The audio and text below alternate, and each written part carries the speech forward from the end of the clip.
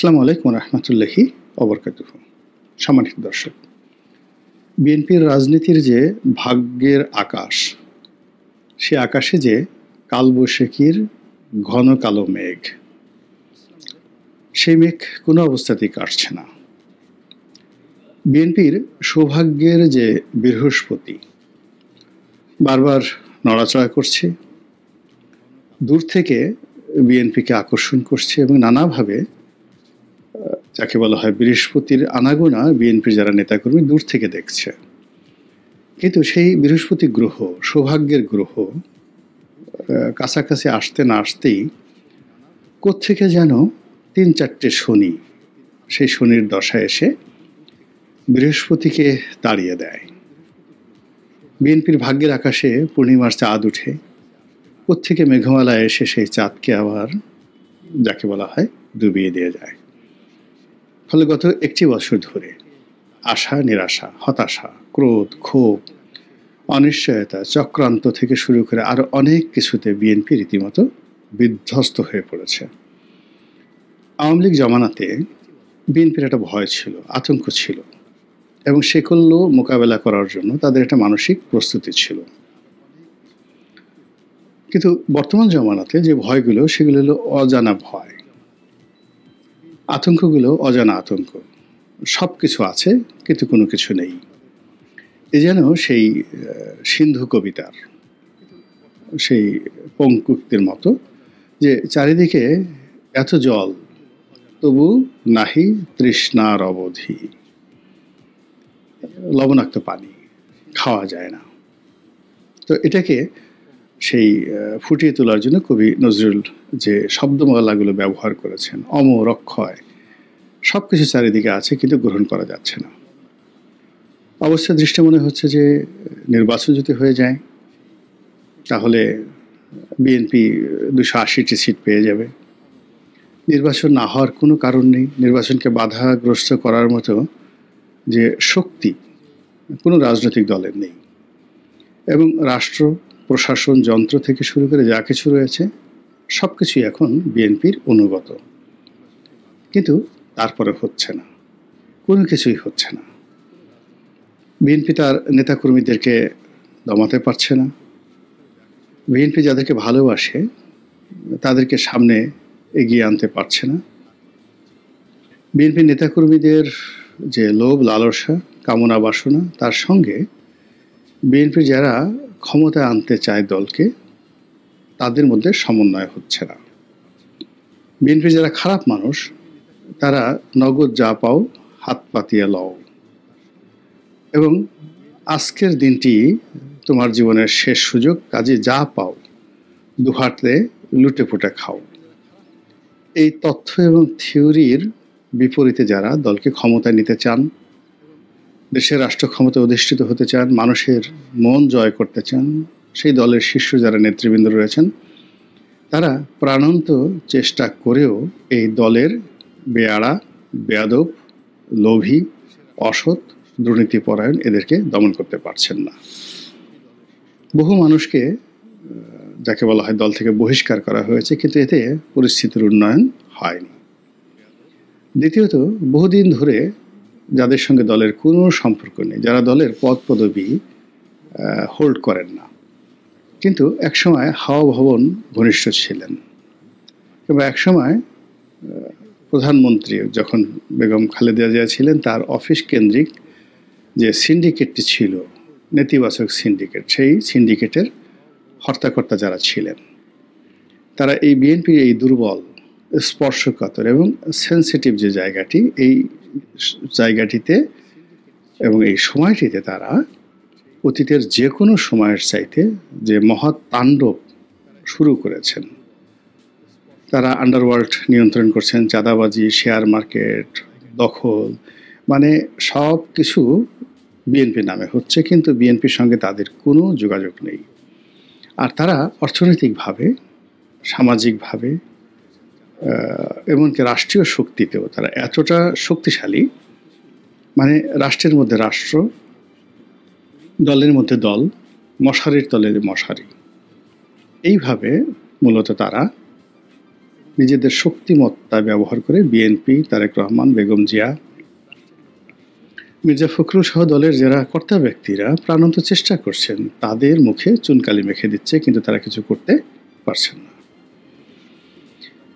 অন্যদিকে বিএনপির দীর্ঘদিনের বন্ধু, যারা বিএনপির অনেক দুর্বলতা জানে, বিএনপির শক্তিমত্তাও জানে, সেই জামাত, তারা এখন বিএনপির শত্রু। আবার অতীতে ওই যে বললাম যে যারা হাওয়া ভবনে প্রভাবশালী ছিলেন, তারপরে বেগম জিয়ার অফিসে প্রভাবশালী ছিলেন, তারাও জামাতের সঙ্গে এবং যে এনসিপির সঙ্গে ঘনিষ্ঠ যোগাযোগ রক্ষা করছেন। অনেক ক্ষেত্রে টাকা দিয়ে, পয়সা দিয়ে, লজিস্টিক সাপোর্ট দিয়ে বিএনপি বিরোধী শক্তিকে তারা উজ্জীবিত করছেন। তাদের হাতে অল মিনস অফ পাওয়ার আছে। এই পাওয়ারগুলো তারা বিএনপির বিরুদ্ধে ব্যবহার করছেন, বিএনপির নাম ব্যবহার করে। কারণ তারা জানেন যে তারেক রহমান সাহেব যদি ক্ষমতা আসেন, তাদেরকে রীতিমতো বাঁশডলা দেওয়া হবে। তাদের একেবারে আওয়ামী লীগ জমানাতে তাদের উপর যা করা হয়েছে তার চেয়ে 100 গুণ। শুধু বাঁশডলা দেওয়া হবে না, বাঁশের সঙ্গে লবণ মেশানো হবে, মরিচ মেশানো হবে, আদা মেশানো হবে, তারপরে সেই বাঁশডলা দেওয়া হবে। এবং বাঁশের মধ্যে শুধু শরীর না, একেবারে শরীরের যে গোপন অঙ্গগুলো, ওইটা চাপা বাঁশের মধ্যে ফেলে একটা চাপ দেওয়া হবে, এটা তারা জানেন। ফলে তারা কোনো অবস্থাতেই তারেক রহমান সাহেব ক্ষমতা আসুক, এটা তারা চাচ্ছেন না, এবং সেই পথে বাধা সৃষ্টি করার জন্য তাদের বিদ্যা, বুদ্ধি, কলা, কৌশল সব তারা প্রয়োগ করছেন। এটা বিএনপির জন্য এখন রীতিমতো দুর্ভাগ্যের বিষয় হয়ে গেছে। জনাব ইউনূস, ডক্টর মোহাম্মদ ইউনূস, তিনি প্রথম দিকে এনসিপি বা জামাত তাদের সঙ্গে সম্পৃক্ত থেকে তিনি হয়তো একটা চিন্তা করেছেন, কিন্তু এমন একটা সময় এসে গেছে তার জীবনে, তার কাছে মনে হয়েছে যে তারেক রহমানের সহযোগিতা তার দরকার, বিএনপির সহযোগিতা দরকার, এবং তিনি একটা নিরাপদ প্রস্থান চাচ্ছেন, সেফ এক্সিট চাচ্ছেন। তার এটা ভালো লাগছে না, এটা আমি নিশ্চিত করে বলতে পারি। মানে এখন এই যে ক্ষমতাটা, তার উপদেষ্টারা হয়তো অনেকে এনজয় করছেন, অনেকে হয়তো তাকে রেখে দিতে চাচ্ছেন নিজেদের স্বার্থে, কিন্তু এই বয়োবৃদ্ধ প্রবীণ মানুষটি, তিনি চাচ্ছেন না যে ক্ষমতা দীর্ঘায়িত হোক, তিনি চলে যেতে চাচ্ছেন একটা নির্বাচন দিয়ে এবং বিএনপির হাতে ক্ষমতা হস্তান্তর করে। এই ব্যাপারে তিনি নিশ্চিত, এবং তার যারা ঘনিষ্ঠজন রয়েছেন তারাও একমত। আপনি দেখবেন যে এই সরকারের মধ্যে অনেকের চেহারা সুন্দর হয়ে গেছে, যারা সুন্দর হয়ে গেছে চেহারা, তারা ক্ষমতা এনজয় করছে। কিন্তু ওনার যারা ঘনিষ্ঠজন, আপনি যদি দেখেন ডক্টর মোহাম্মদ ইউনূস, ওনার যারা প্রেস সচিব আছেন বা প্রেস উইংসে ওনার যারা ঘনিষ্ঠজন আছেন, তাদের সবারই চেহারা খারাপ হয়ে গেছে।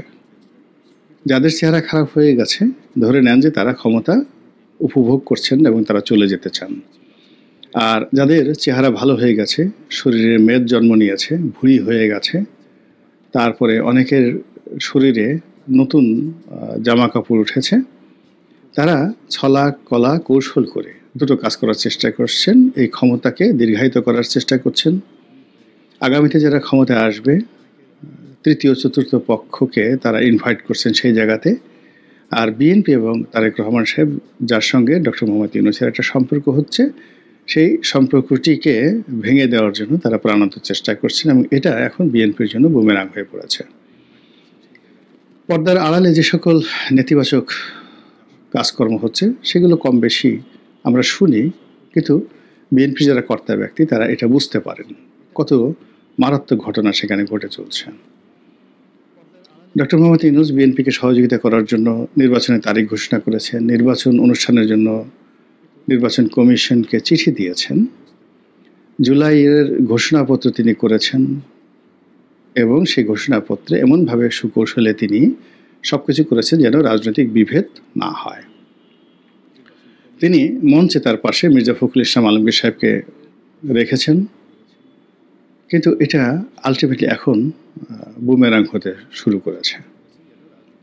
ইতিমধ্যে মার্কিন যে সাবেক কূটনীতিবিদ পিটার ডি হাস, বর্তমান যিনি চার্জ d'affaires রয়েছেন, তিনি, এরপরে আমেরিকান লবি এবং লবির যারা লোকজন রয়েছেন, তারা প্রচণ্ড লম্ফঝম্প শুরু করেছেন। যেদিন 5 তারিখ, আগস্ট মাসের 5 তারিখে জুলাই যে ঘোষণাপত্র সেটি করা হলো। সেদিন ডক্টর মোহাম্মদ ইউনূসের যারা মেন্টর, যারা তাকে ক্ষমতায় বসিয়েছেন, সেই এনসিপির কর্তা ব্যক্তিরা তারা চলে গেলেন মনের কষ্টে। 5 জন শীর্ষ নেতা চলে গেলেন কক্সবাজারে। তারা সেখানে বেশ কয়েকদিন থাকলেন এবং সেখান থেকে এসে তারা মার্কিন রাষ্ট্রদূতের সঙ্গে ফরমাল বৈঠক করলেন এবং বৈঠক করার পর যেভাবে তারা ঘোষণা দিয়ে দিয়েছেন যে নির্বাচন ফেব্রুয়ারি মাসে হবে না, এবং আরও অন্য কথা তারা বলছেন, এবং বিএনপিকে ইন্ডিকেট করে তারা যে কথা বলার চেষ্টা করছেন যে একটি বিশেষ দলকে ক্ষমতা আনার জন্য বিপ্লব হয়নি। এতে করে বিএনপির সঙ্গে ডক্টর মোহাম্মদ ইউনূসের যে সমঝোতা, সেই সমঝোতার মাধ্যমে বিএনপি নেতাকর্মীরা যে আশার আলো দেখছিলেন, যে বৃহস্পতির নড়াচড়া তারা অনুভব করছিলেন, এবং একটা নির্বাচনের জন্য তাদের যে ব্যাপক যাকে বলা হয় প্রস্তুতি এবং যাকে বলা হয় চেষ্টা প্রচেষ্টা ছিল, সেটি এখন রীতিমতো মুখ থুবড়ে পড়েছে।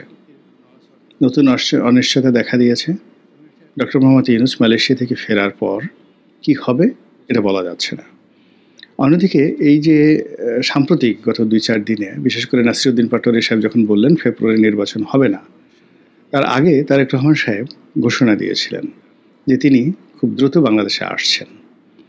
এখন এই যে ফেব্রুয়ারি মাসে নির্বাচন হবে না, এনসিপির পক্ষ থেকে এই ঘোষণার পর তারেক রহমান সাহেব নির্বাচন করার জন্য বাংলাদেশে আসবেন কি আসবেন না, আসলে কি হবে, না আসলে কি হবে, এগুলো নিয়ে নানা রকম হিসাব শুরু হয়েছে। আর হিসাব যাই হোক না কেন, সব কিছুই বিএনপির বিপক্ষে চলে গেছে। জাহাঙ্গীরনগর বিশ্ববিদ্যালয়, ঢাকা বিশ্ববিদ্যালয়ের যে সংসদ নির্বাচন, ছাত্র সংসদ নির্বাচন, সেগুলো নিয়ে তোড়জোড় হচ্ছে। ছাত্রদলকে কোণঠাসা করার জন্য সর্বশক্তি নিয়োগ করা হচ্ছে।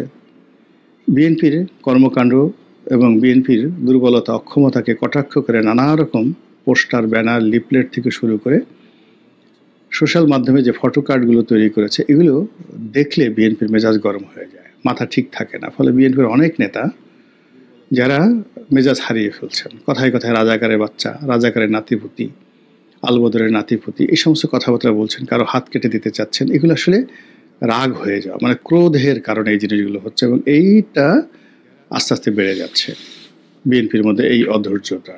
আর এই যে বিএনপিকে রাগিয়ে দিতে পারছে, ক্রোধান্বিত করতে পারছে, এটা বিএনপি যারা প্রতিপক্ষ এটা মনে করছে সেটা তাদের একটা প্রাথমিক বিজয়। এখন এই যে নির্বাচনের সময় সব কিছু যেভাবে ঘনিয়ে আসছে, তারপরে প্রতিদিন যে অযাচিত, অভাবিত এবং অপ্রত্যাশিত ঘটনাগুলো ঘটছে, যা কিনা বিএনপির চলার পথকে, রাজনীতির পথকে কঠিন থেকে কঠিনতর যাকে বলা হয় করে তুলছে। এবং বিএনপি এখন যে ঐতিহাসিক সুযোগটা পেয়েছে, এই সুযোগটি যদি তারা কাজে লাগাতে না পারে, কিংবা এই সুযোগটি যদি তাদের কপালে সেই সৌভাগ্যের তিলক এঁকে দিতে না পারে, তাহলে হয়তো দলটি থাকবে অথবা থাকবে না, অথবা -2 থিওরি বাস্তবায়িত হবে, অথবা আরও অনেক কিছু নেতিবাচক যা আমরা কল্পনাও করতে পারছি না। মহান আল্লাহ আমাদেরকে সবাইকে রহমত দান করুন, বরকত দান করুন, এবং এই দেশের প্রতি খাস রহমত বরকত দান করুন। আসসালামু আলাইকুম ওয়া রাহমাতুল্লাহি ওয়া বারাকাতুহু।